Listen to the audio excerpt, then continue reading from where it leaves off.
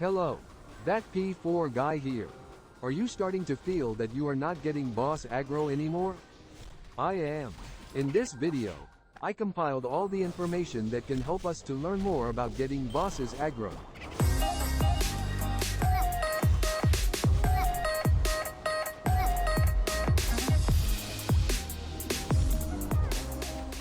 Starting with the basic, in-game term for aggro is hatred generation. I like to think this mechanic as a subcategory of DPS. Think of it this way, if you attack a training dummy, you will rack up damage.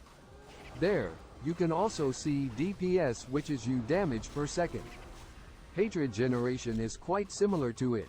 It's a DPS check so that the boss can decide which to attack.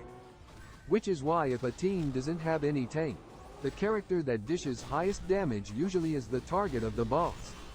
So how can tanks secure the highest hatred generated in a party? The answer to this is our hatred multiplier skills in Swordie skill tree. Some of these skills are Knight's Sturdy Strike, Lion's Roar, and Paladin's Protection. These skills help you generate higher hatred even though your damage is way less compared to your DPS party mates. For instance, Crusader's Protection skill adds hatred multiplier whenever you use shield skills, while Knights have their Sturdy Strike to generate more hatred.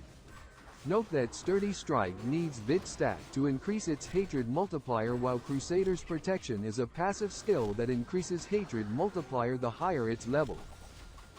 So let's say you maxed out all the multipliers but your damage is very small. This will still be a problem. Imagine all of your hatred multipliers total is 1000% but your damage is only 50 damage per second. That will result in 500 hatred DPS. If we have a whale party mate that can dish out 1000 DPS, even without hatred multipliers, he will still get the aggro. So the next thing we need to fix is our damage. For Crusaders, it is mandatory to use shield since protection skill only works for shield skills.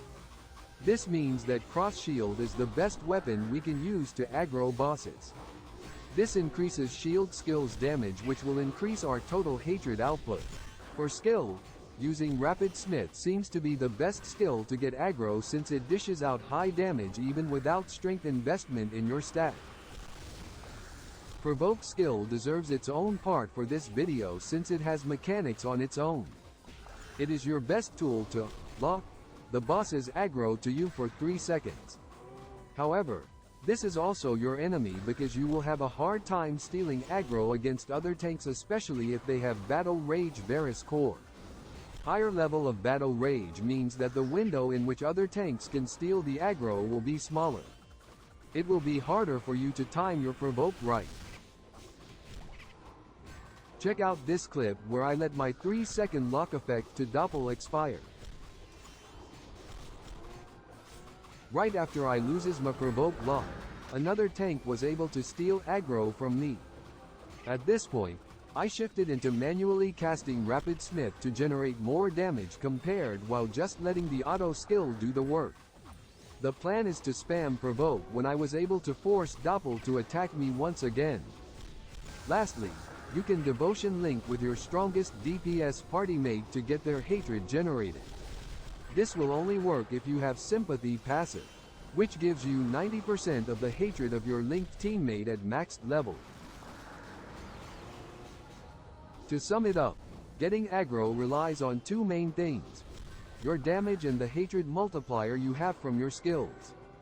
This only means that if you are MVP hunting against whale or higher combat power tanks, the odds will probably not in your favor.